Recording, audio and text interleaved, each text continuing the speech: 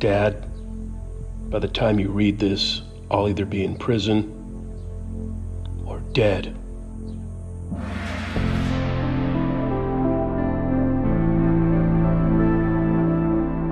Today is my last day of freedom. Tomorrow I'll start serving a 25-year prison sentence, minus 15% for good time served.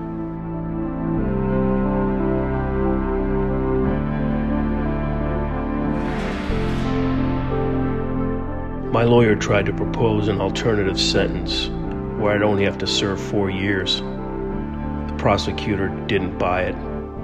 Neither did pretrial services. Most certainly not the judge. I tried to explain through my lawyer that I was on the lower end of the totem pole of the drug trafficking organization. I named names. It didn't matter though. My time was up.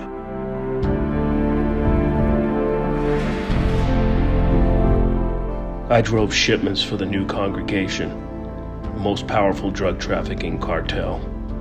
Its leader, Pablo, he's after me now.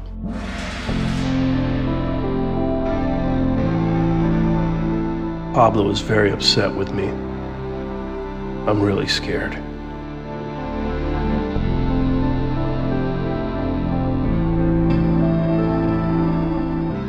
I had a dream last night that I saw him. Llewellyn, my little brother, your son. I know you don't care about me anymore, Dad. You didn't even show up to my sentencing hearing or take my lawyer's calls to write a supportive letter. But Llewellyn, he would have been there for me. He was everything to me.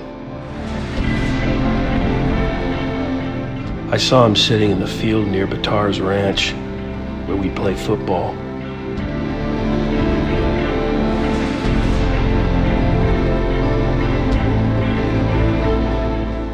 I then saw him walking, wearing the jacket I bought for him, walking away. It scared me. I'm alone. I'm scared, Dad.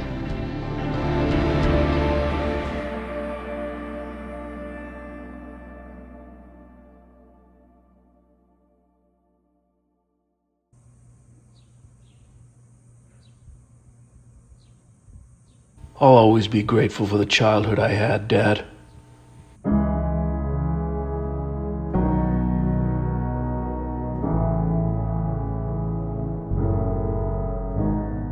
We were a happy family. And Llewellyn, it was safe. It was a secure neighborhood. Childhood was innocent. It was a unicorn life.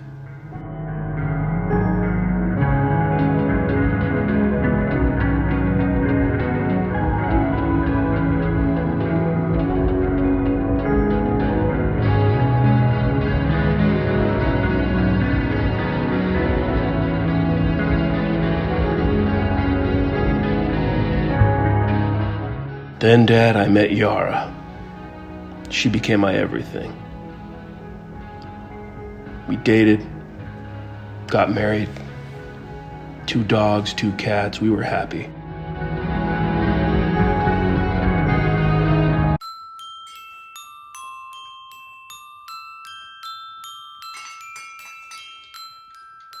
You once told me, Dad, that aspiration is a virtue, ambition a sin. Well, I was ambitious.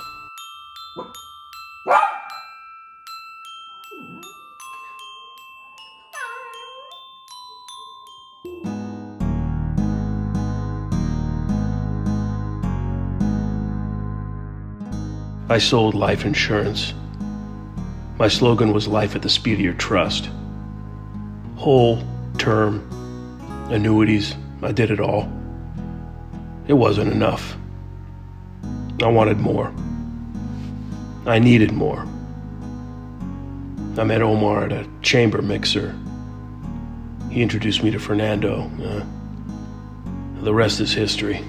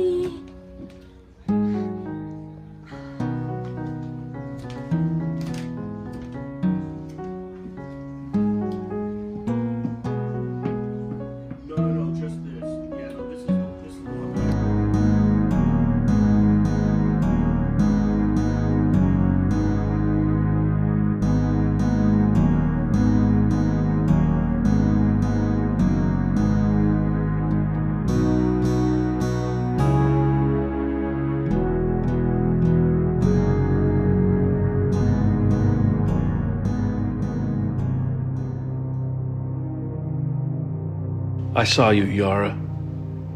All the beautiful places we visited together. All the good times, good memories. I saw you. We took the dogs to Margaritaville in Palm Springs. The deserts of Imperial Valley.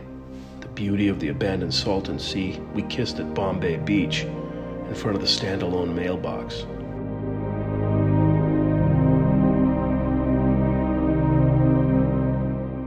I saw you, Winston.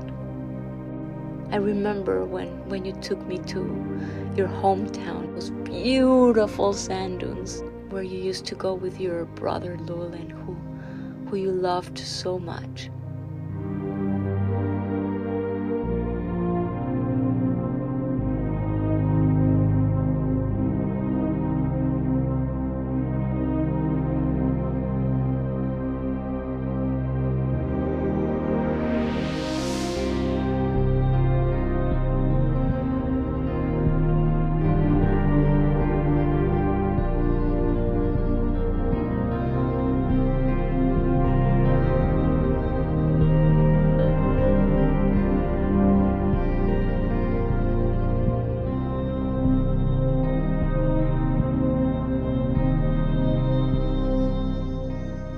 You cheated on me.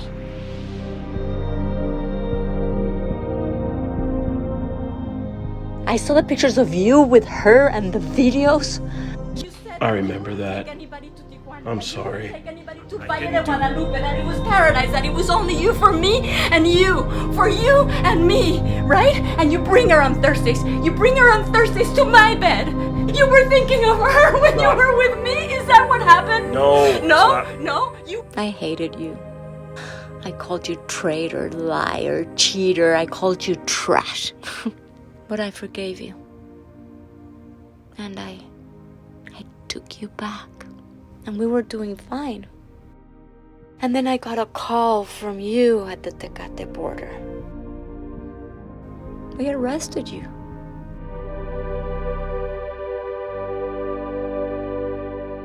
I know. I also remember the day after you posted my bond and I walked out of jail.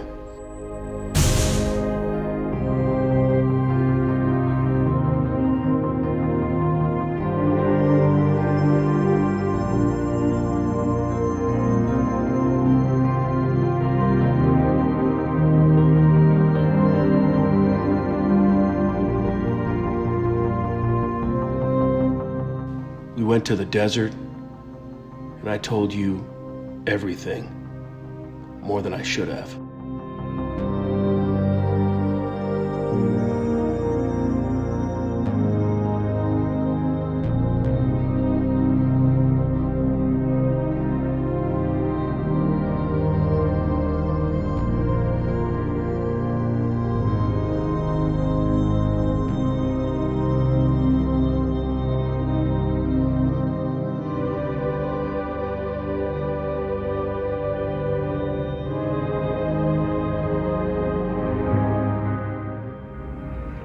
I just need to be off the grid for a little while, maybe 3-4 weeks, 5 tops. I just need you to hang in there and be a little, muster up some more patience, a little bit more patience for me. And I'm sorry about that.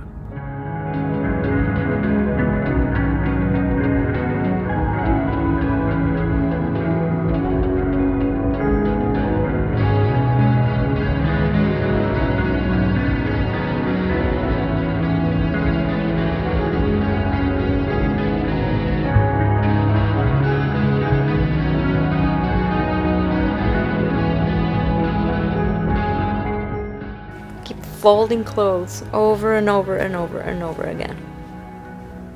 I'm here. Hello. Okay. Hello. Okay, all right. Yeah, I know. You're preoccupied. Yeah, all the time. I live on my phone by myself. I hate nagging. I really hate nagging. I know. I don't want to put you in a position to do that. Yeah, I'm sorry. Can't even look at me.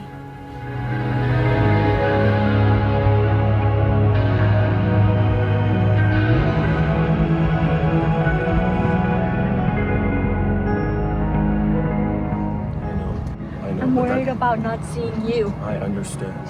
You do? Yeah, I do. You do? You have any idea how I feel?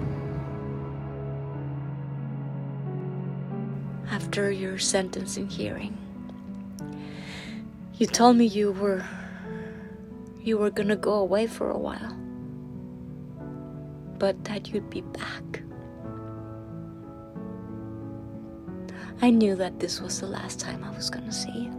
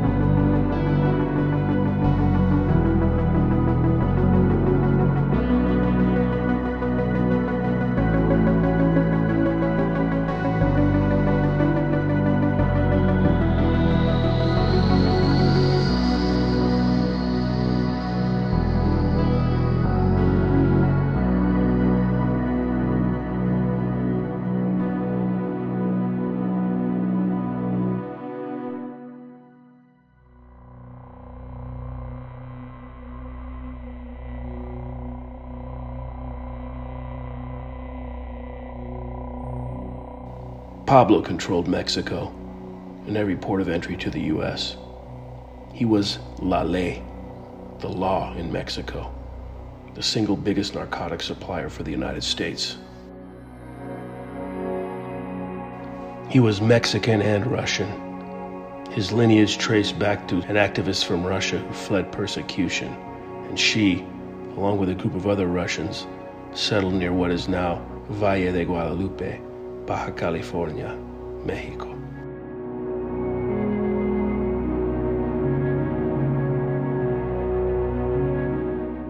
Pablo's parents were murdered when he was a kid, and he was forced to fend for himself. Pablo grew up with violence. At a young age, he murdered a Catholic priest who had molested his younger brother. He quickly climbed the ranks in the drug trafficking organization. Once he learned the tricks of the trade, he broke off and started his own cartel. He'd have his adversaries captured and tortured and taken out to the hills of East Tijuana.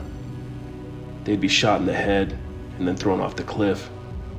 Since he had connections with the Mexican government, those bodies would quickly disappear.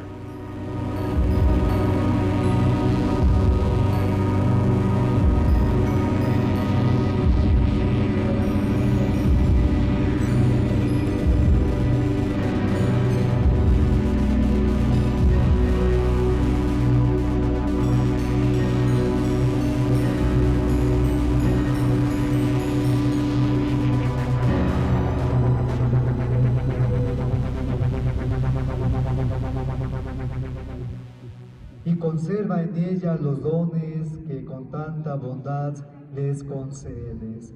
Por Jesucristo nuestro Señor. Amén. El Señor esté con ustedes. Y con su espíritu. Y la bendición de Dios Todopoderoso. Pablo had streamlined a system where product went straight from central Mexico into the United States, effortlessly. Amén. Dios sea nuestra fortaleza, podemos ir en paz. Demos gracias a Dios.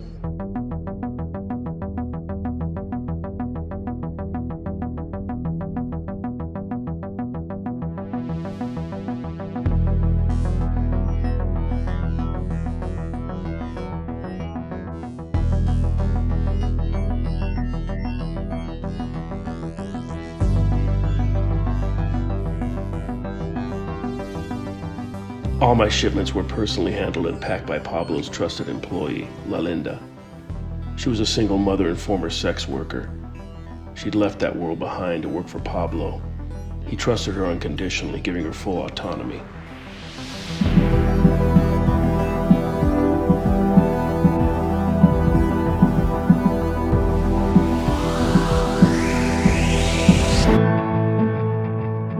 Pablo's soldiers got the shipments to the border.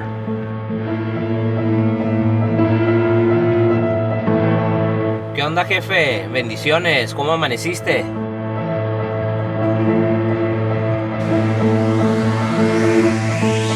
Bien, gracias a Dios, mijo. Aquí nomás, ya sabes. Nuestro jefe de los jefes ya dio luz verde para quemar las gasolineras hasta que suelten los soldados. Simón, ya se les dio el anuncio a los medios para que escuche el pinche gobierno. When Pablo's top general was captured by Mexican authorities, he launched a nationwide attack across Mexico, burning gas stations and cars in the street, shutting down the country for an entire weekend. All of Mexico was on edge. Nobody could stop him.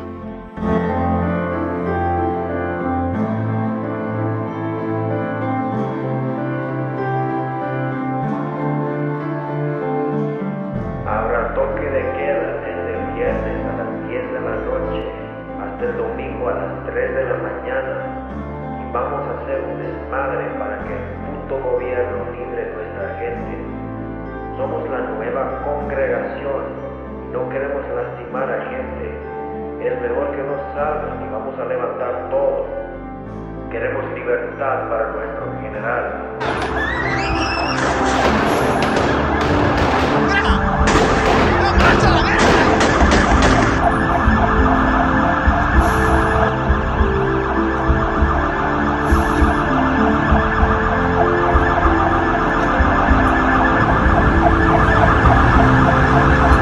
Órale pues, en el nombre de Dios vamos a enseñar a todos quién es el jefe.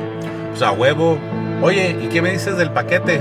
Ya mera llegan los pelones para recogerlo y llevarlo al otro lado. Ya llegó el paquete, jefe, ya está listo. Ya viene el Mago y el Sinaloa. Es todo. Ya están mis animales. Sí, la pinche gente del otro lado ya tiene hambre y quiere comer. Acá ando por la Infonavit en la mesa, nomás esperando la luz verde. Ya llegó el leak para empujar todo. Órale. ¿El licenciado ya habló con la güerita? Sí, ya está todo listo. Ella es nuestra ángel de la misericordia que nos ayuda a cruzar todo por la línea. My lawyer coordinated with the U.S Customs and Border Protection Director's daughter to make sure everything went smoothly. She worked for Pablo and had ties to Mexican customs as well. Sí, él habló con ella el otro día ya en las Américas y hasta se le invitó a chingar unas enchiladas en achote. ¿Cómo la ves el pinche leak? O sea, más bien él chingó a ella. Bien puto el licenciado. Pues obvio, con esa sonrisita que ella tiene, yo dejo las 3 mías y me quedo con ella. Está re buena la cabrona. Amén. Pues sí, nomás estoy esperando la luz verde para llevarlo para el norte. Al cabo que ya hablamos con los oficiales de las aduanas. Qué bueno. Primero Dios, las cosas saldrán bien. Así es, mijo. Primero Dios.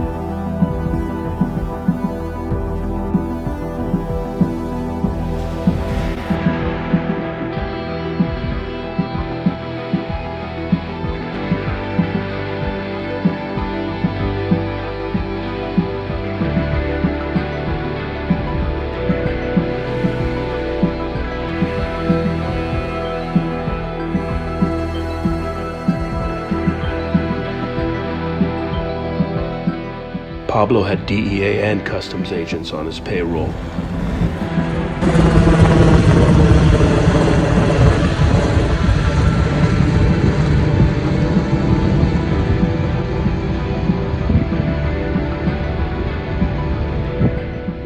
This is Supervisor Customs and Border Protection Agent Clemente. We have a shipment coming in. Green pickup with California license plate 655-6871. Yeah, the driver is a Caucasian male named Winston Sizemore, alias El Mago. His passenger we think will be David Tuco Maldonado, alias El Sinaloa. They'll cross into the U.S. from Mexico through the Otay Mesa port of entry between 1400 and 1500 hours. Now, we've been surveilling the vehicle from above, so make sure everything goes smoothly. No mistakes. Yeah. Now, open the booth on the far right following the normal flow of traffic. Lucy the German Shepherd will be created during this time. Make sure Officer Stanton. Yeah, Officer Stanton is on duty. The booth will remain closed after El Mago enters. Officer Stanton will immediately direct him to secondary, and Officer Orozco will ask him where he visited in Mexico. I had lunch at Los Pelicanos in Rosarito. Now, Officer Orozco will ask him anything to declare.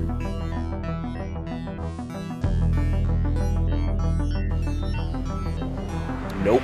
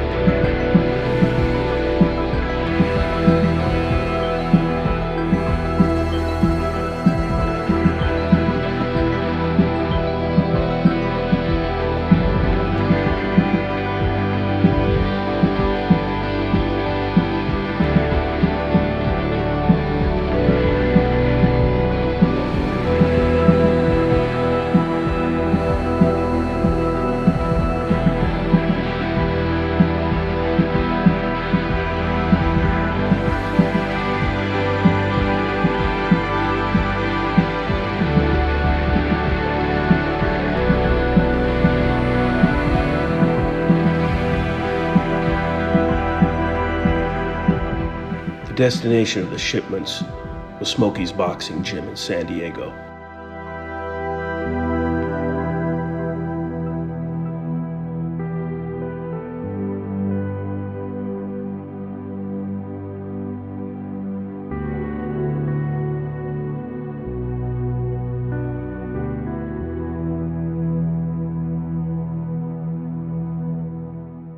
Good morning, Your Honor. Lee Grande for the United States. Your Honor, this matter is set for the sentencing of defendant Winston Sizemore. Mr. Sizemore has pled guilty to conspiring with drug trafficking organizations to knowingly import into the United States cocaine, methamphetamine, and fentanyl. The defendant, contrary to what his attorney argues, was not on the quote-unquote lower end of the totem pole of these drug trafficking organizations. On the contrary, the evidence in the case clearly shows that he personally knew many of the major players of these organizations. Moreover, his involvement in the conspiracy was not limited to an isolated incident. In particular, he was personally involved in the now notorious drug trafficking campaign, Operation Estolano, where large shipments of drugs made their way from Mexico through Tijuana to their destination point here in San Diego, a local boxing gym where all of the drugs were stored in punching bags. From there, the drugs were distributed across the United States. Through international surveillance and with the cooperation of Mexican law enforcement, the government has uncovered evidence that the defendant's involvement in the drug trafficking scheme was extensive and that his participation resulted in a substantial amount of drugs being brought into the United States. Your Honor, we would ask the court to conclude that the defendant's repeated violations of our nation's laws are not only morally reprehensible, but represent a significant threat to the safety of our citizenry.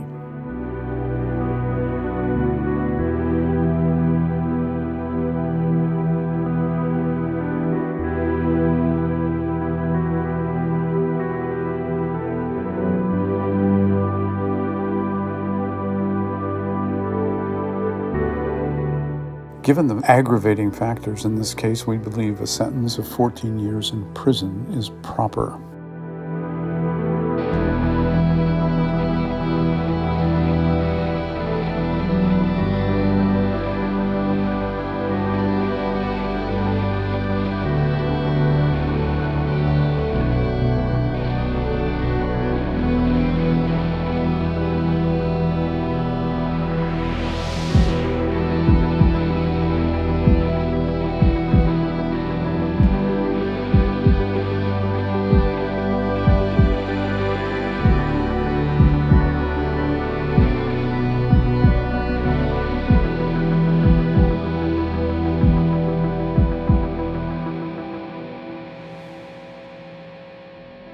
This is Judge Gina Montana. We are back on the record regarding sentencing in the matter of United States versus Winston Sizemore. I have heard the arguments by both parties. To the defendant, Sir, based on the egregious violations you have committed against the laws of our nation, I hereby sentence you to 25 years in prison. Good luck to you, sir.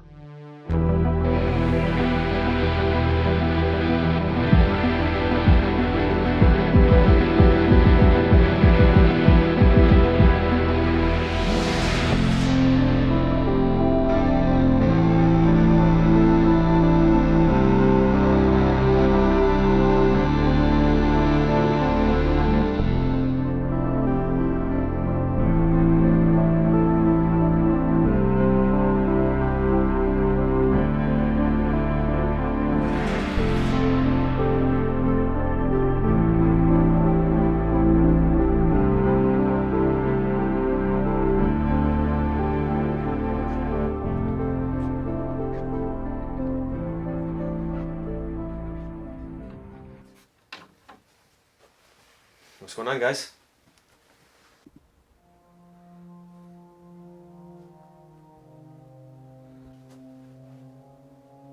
What?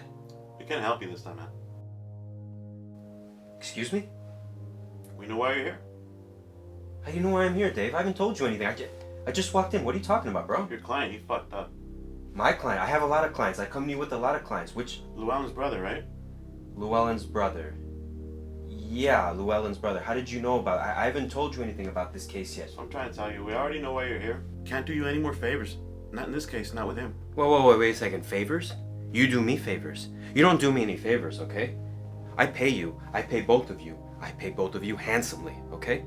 You guys got information and contacts. I need that information and contacts. I can't get it from the prosecutor, so I come to you guys, right? You guys just making money. Everybody makes money. Everybody goes home. It's business. It's not personal. I even sometimes shell money out of my own pocket to help my clients out, okay? I mean, this is just another case of a guy who messed up, basically, right? He got popped at the border. He talked to the agents. I'm helping him out, right? I worked out a deal directly with the judge, where after the judge sentenced him, he wasn't taken back into jail. He gave him time. The judge gave him time to self-surrender. So right now, the guy's sitting on a log somewhere, spending the last day of his life before he turns himself in. Tomorrow, he's supposed to self-surrender, right? So I'm just asking you guys at the last minute, can you throw a Hail Mary, because he's going to turn himself in tomorrow, can you throw a Hail Mary and help him get set up somewhere else, outskirts of Chicago, St. Louis, something like that? It's different this time, man. How? He gave names, phone numbers. Dave, they all give names and phone numbers. What are you talking about, man? He called up Pablo, man. I know, okay? And that's why I'm coming to you guys to see if you can help smooth things out, okay? What the fuck are you talking about, man? I'm not letting anything happen to my wife, my kids, my dog, or even my cousins down in Puertecitos. Okay.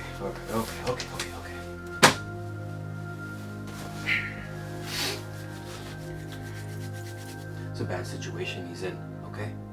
You know the information he told the prosecutors. He'd already told everything to the agents and more when he got popped. Andres is coming, man. What? As we speak. And he's coming for your guy. Pablo cleared it. Andres is coming? There's nothing we can do about it. Stop it. Okay. Dave, I can go down to my bank and I can cut you a check. You can give me $1 million right now. Nothing can stop it. He's coming. Andres is coming. As we speak. He's crossing the border right now. He's coming after your guy. And you know what, man? I don't want your $1 million. You can keep it. You know, he won't last 2 seconds out there. Wherever he goes, Your boy broke the rules. He knew the score. You know, Andres is loyal to Pablo. I know. He'll take a bullet for him. I know. Okay, alright, this is really happening. Let me process this for a second, okay? Ray, do something, will you? It's your tree, counselor. You're sitting in it. My tree?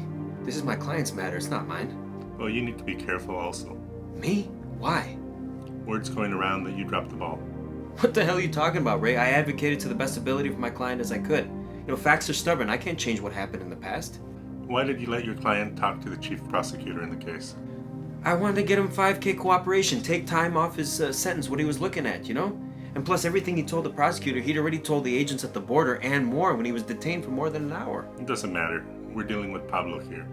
You knew this when you signed him. Look, this case hits home, okay? Ever since he lost his brother Llewellyn, he started making all the wrong decisions in his life, right?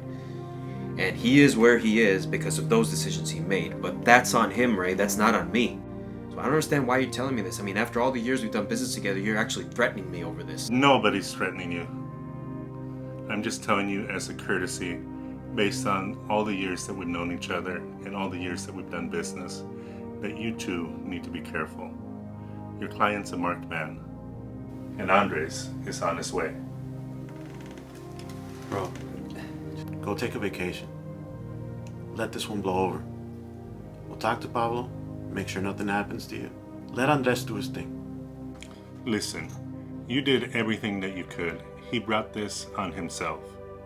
No matter what you do, he's gone. You can't stop Andres, huh?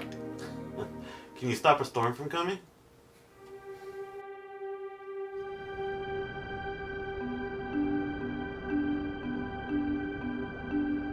Andres was Pablo's right-hand man.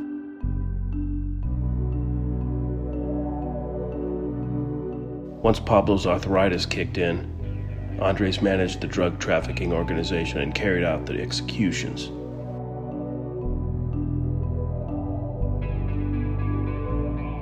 The murders would happen at abandoned buildings that Pablo owned. Andres was a skilled and ruthless hitman who was also a confidential informant for the United States government. Both U.S. and Mexico knew of all the murders he'd committed, and both nations turned a blind eye. And now he was coming for me.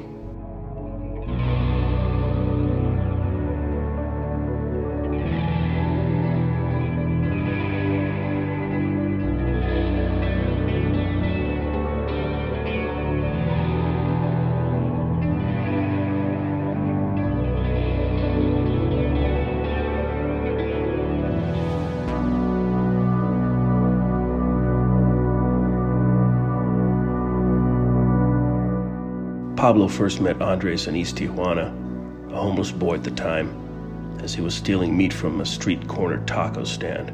He was hungry.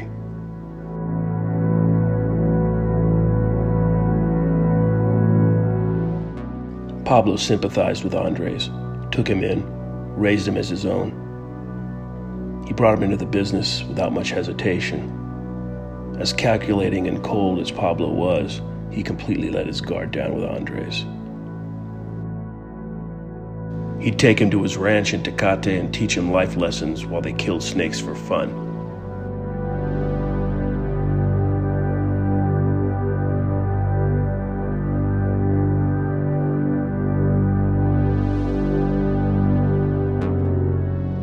Pablo raised Andres in a life of crime, but also taught him the importance of family.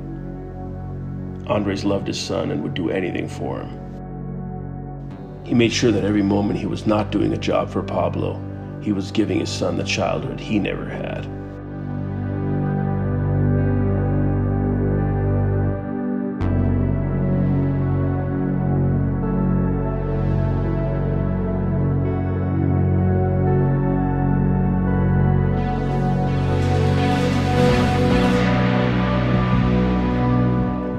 Pablo's only competition was this man, El Morro. El Morro created his own cartel and, in effect, to force Pablo out.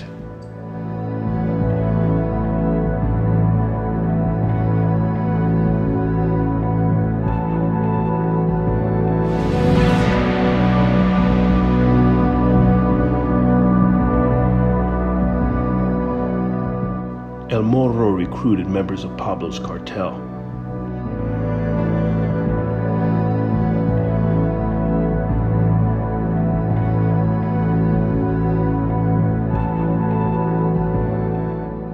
Hay que hacerlo lo antes posible. Como dicen, mañana se me hace bien tempranito, antes de que nos madruguen ellos. Porque así es esto, ya sabes.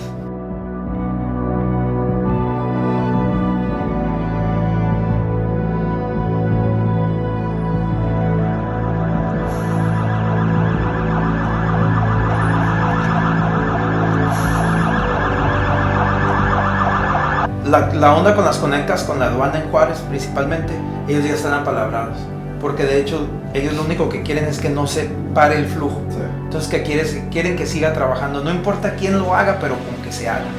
Entonces ellos quieren seguir trabajando y ellos ven la seguridad del lado de nosotros. Así es. Crecer como organización. Sí. Y sí te apoyamos. Va. Porque sabemos que eres buen líder. He thought he was going strong, but Pablo sent Andres to kill each of them, their family members, even their friends.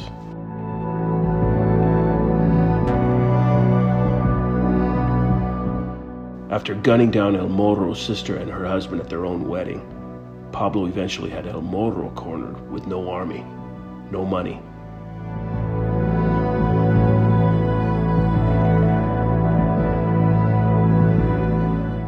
El Morro put out a video on social media addressed to Pablo. This was the last time anyone saw him alive. ¿Sabes qué, cabrón? Estoy hasta su puta madre de harto, cabrón. ¿Me quieres a mí? Ven por mí, cabrón. ¿Te faltan huevos o qué chingados? Ven y nos partimos la madre, nos agarramos a vergazos a su puta madre aquí en breve, güey. Pero ven por mí. The only person El Morro saw after this video was Andres. ¿Te faltan huevos? Ven, cabrón, aquí te espero. Ya sabes dónde encontrarme.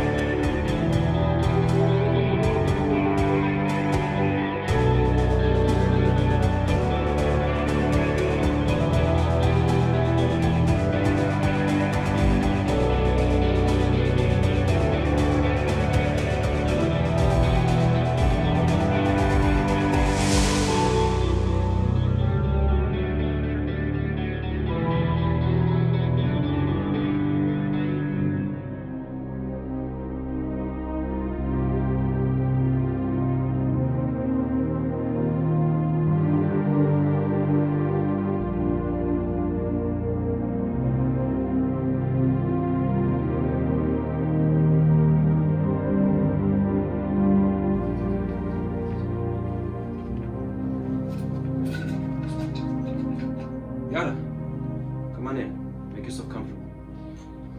Thank you.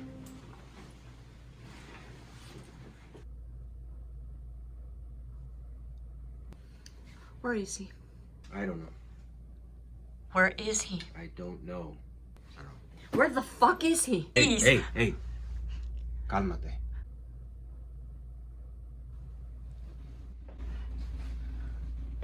I don't keep track of prisoners, okay?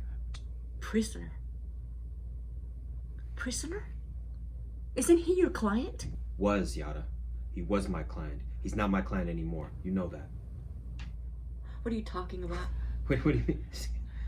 What do you mean? What do you mean? He's done, Yada. It's over. I can't help him anymore.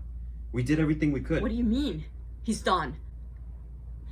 He's gonna self-surrender. Oh, come on, Yada. You really think he was gonna make it to the self-surrender? What do you mean? God. You know what he was mixed up in. What? This was one come time on, Yada, thing. don't play dumb. The money.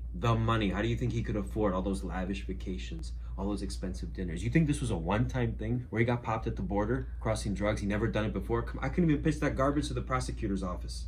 No smoking.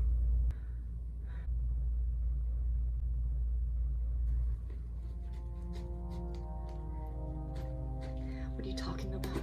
I'm talking Operation Estolano, okay? I'm talking punching bags filled with drugs at our friend's boxing gym. I'm talking the new congregation, the most powerful cartel in Mexico right now. I'm talking about the U.S.'s best supplier. I'm talking the U.S. government. U.S. government. Yada, nobody, let me tell you something, nobody gets the kind of sentence that he got and then manages to get released pending a self-surrender. It just doesn't happen, okay? The whole thing was a setup. The government knew they didn't have a need for Winston anymore, okay? You were at the sentencing hearing, you saw how it was. The whole thing was a dog and pony show. It was a complete farce. You know, the judge was quoting the Bible. He was talking about the number of hits in the street. You didn't read the reports. I did, okay? I know the agents who arrested him. He found out too much information. And when you knew too much, that's when all this happened. Because that's what happens when you know too much. Look, I'm gonna tell you about a case, okay? Confidential, of course, I can't say the name.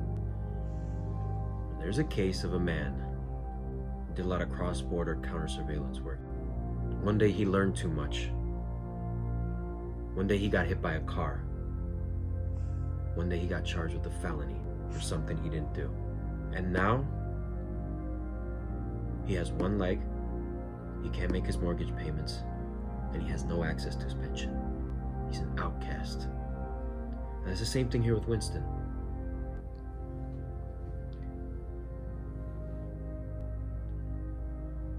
This is our government, Yada. This is how it goes. This is how things shake out. No, he started his own brokerage firm. Yada, you think he made all that money off selling life insurance? Come on, give me a break. The guy couldn't even pay the rent. I checked his books. I knew how his business was going. He hadn't closed an account in months. AK Life only pays commission, doesn't pay any salary. This guy was a known drug trafficker. He worked his way up the totem pole, okay? He learned too much, more than he should have. And I managed to get him a sweetheart of a deal. But, you know, the powers that be have other plans for him. There's nothing I can do about it now. What do you mean? Other plan? Like, what is it that you want to say? What are you talking? What I mean is, I can't tell you. It's it's what's the word? It's sealed. It's confidential. You know, we can't tell you about this. Okay. And I gotta get out of here. I gotta take a little vacation. You know, I'm gonna go away for a while. Why? We've known you for years. Can't you just, like, tell me where he is?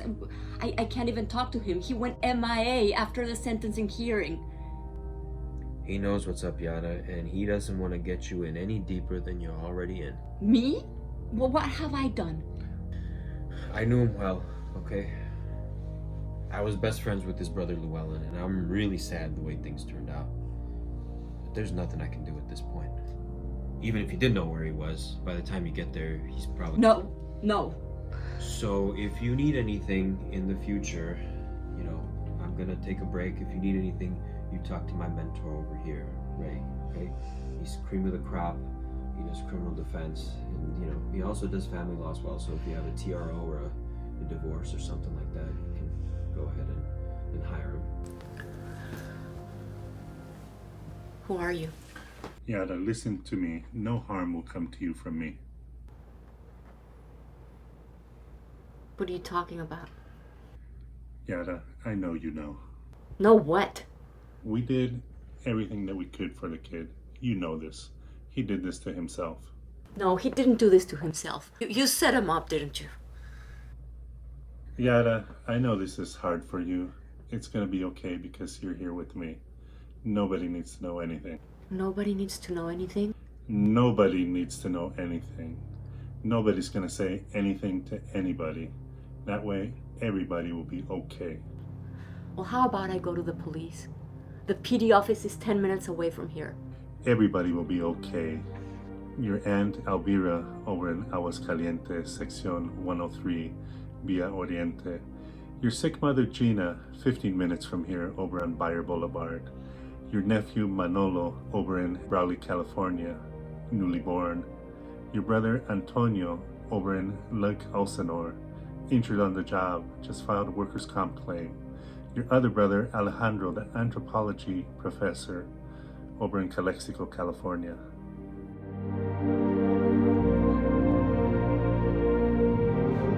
What the hell are you talking about? I'm just here to help. We're all here to help. You see, there's no need to talk to anyone because we know everything. We are here to help. And of course, when we need help, we can call on you because we know we can trust you. So from here on out, talk to me. You need anything, call me. 619-CALL-RAY.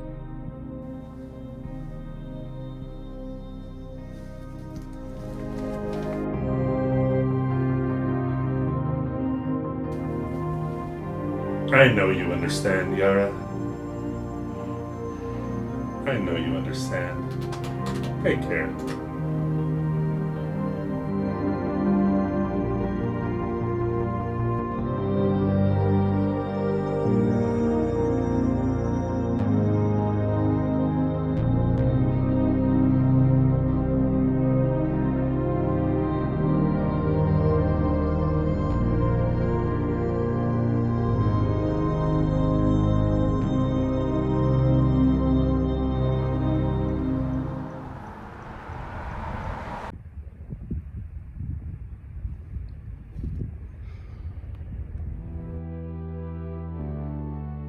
So, Dad, will I ever be forgiven for all I've done? For the lives I've ruined? For the mistakes I've made? I want to go back to those unicorn days, Dad. When Llewellyn and I would play football at Bitar's ranch. When we'd run up the sand dunes and then jump in the lake.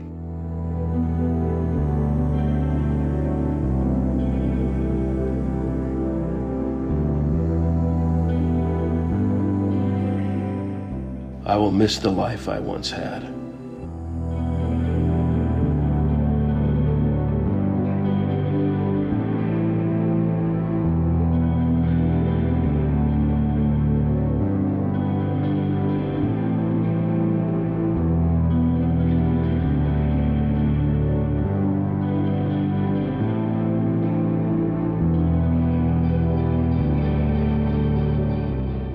I'll always remember the last conversation I had with my two best friends.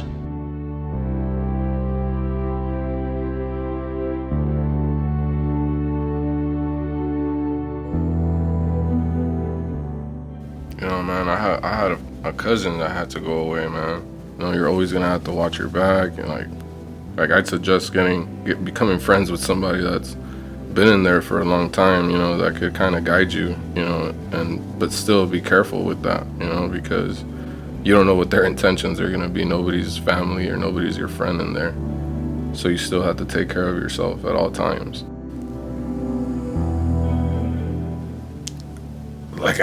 This is not the Sunday I thought I was gonna be having, and you know, it's your turn to pay next week for brunch. So this is crazy. But yeah, we'll be here to support you however we can. Yeah, I'm angry and I'm worried for you. When he gets out, he's gonna come out with a record now. So it's gonna be tough, man.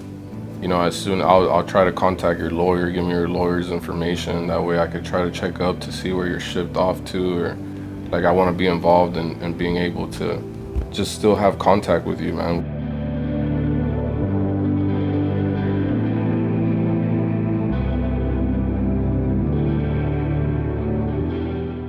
hope you don't change, man. I hope that our friendship can remain the same, because I don't think you're gonna come out the same person. From what my cousin experienced, like, he went in there a good guy, you know, ran into a little problem, and now he comes out, and now he's involved with gangs. You know, he's involved in a whole nother life that he had nothing to do with.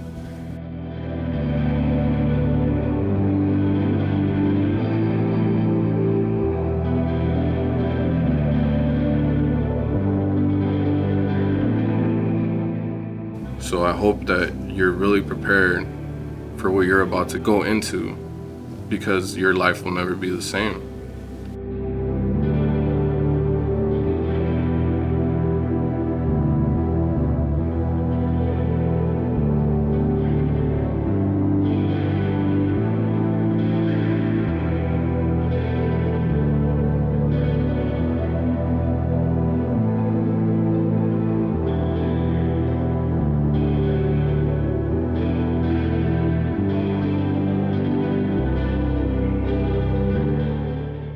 I hope I found the right words, Dad, because he's real close. So I'm gonna get ready to see Llewellyn.